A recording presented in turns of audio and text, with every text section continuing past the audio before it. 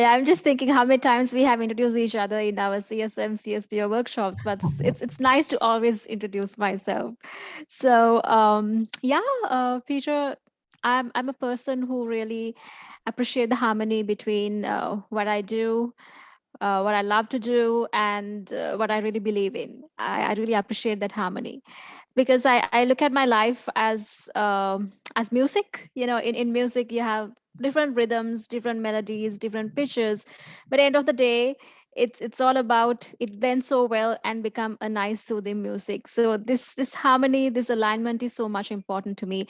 I think this thinking was really influential for me to start my coaching journey from coding to coaching. I was coming from the coding, that is software engineering background, but I felt though I really liked software engineering, but I really enjoy coaching.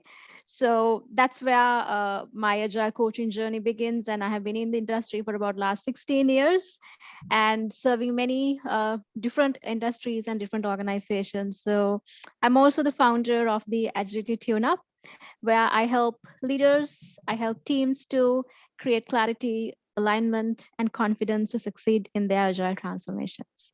So that's how I see myself, Peter. Wow, exciting. And I mean, we've been working for years, but it's interesting, to ask this question and kind of hear the answer again. It's just kind of an aha moment. So, what are you working on right now that you're excited about? I mean, what's kind of giving you energy moving forward?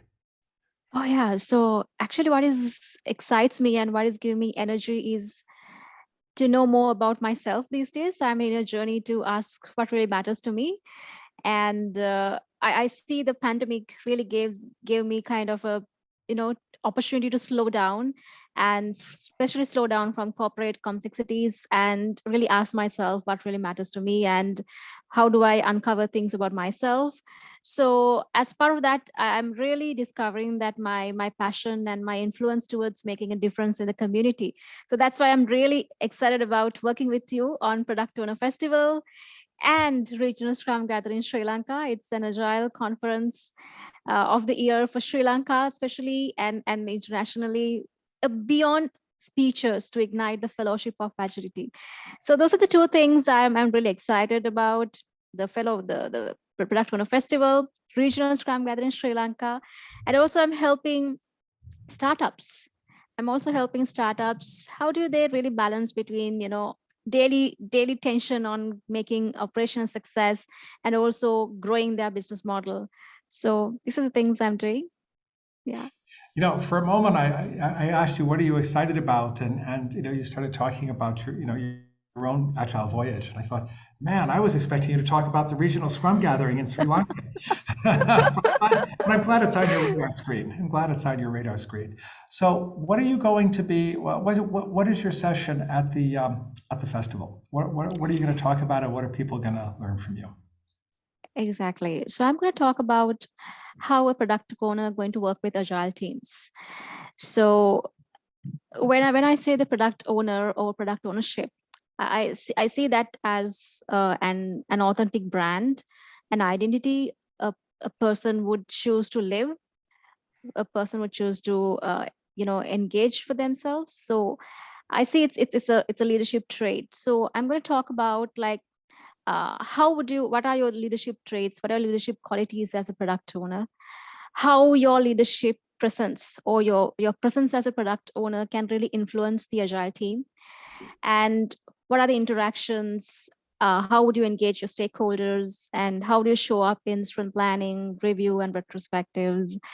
And these are not simple events, right? These events are really how a product owner would engage the agile team in the product development life cycle. These are not simply events, right? This is how the product owner choose to engage the team in the product development. And also when we say the agile teams, they love to be in a space where there is balance between autonomy as well as the alignment.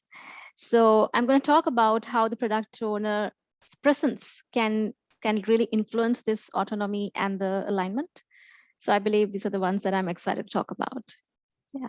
Okay, and this is why I'm really excited about, about our whole master the basics, but your session in particular, because this is going well beyond what you learn in a Scrum class.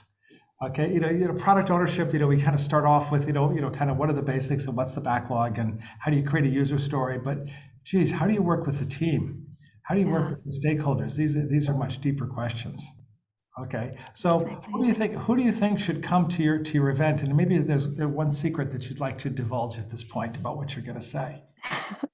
Well, yeah, I believe anyone who passionate to become a great product owner, who good at being good at what they are doing, I think anyone would benefit in the product owner space. And well, let's what can I reveal? Well, I would ask the question from the audience, like, have you experienced have you experienced that certain leaders, right? They don't really micromanage you. They don't really tell you what to do, but their presence itself can really influence us a lot and influence how we think, how we perceive the world. Their presence is alone influence us. So I think product owner, if you want to be a great product owner, especially for agile team, I think you need to understand that leadership trait, your power bases, where your energy, where your powers are coming from. So there's one thing that I would reveal, that there is so much inner work. As much as you work around the product, there's so much around inner journey that you have to go through if you want to become a great product owner. Yeah, that is something that I like to emphasize. Yeah.